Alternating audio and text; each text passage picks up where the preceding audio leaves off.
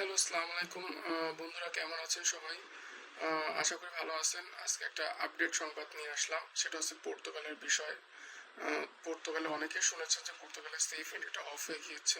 অর্থাৎ যারা বিগত দিনে ইউরোপে ভিজিট ভিসায় গিয়ে পর্তুগালে সেফ এন্ট্রি করে নাগরিকত্ব অর্জন করতে পারতেন, তাদের জন্য এটা খুবই একটা দুঃখজনক ব্যাপার হলো যে পরবর্তী যাতে যাওয়ার একটা প্ল্যান ছিল, অনেকে ট্রাভেল হিস্ট্রি করতেছিলেন যে পরবর্তীতে পর্তুগালে যাবেন এবং আপনার সেফ এন্ট্রি করবেন, সেটা অফ করে দিল সরকার।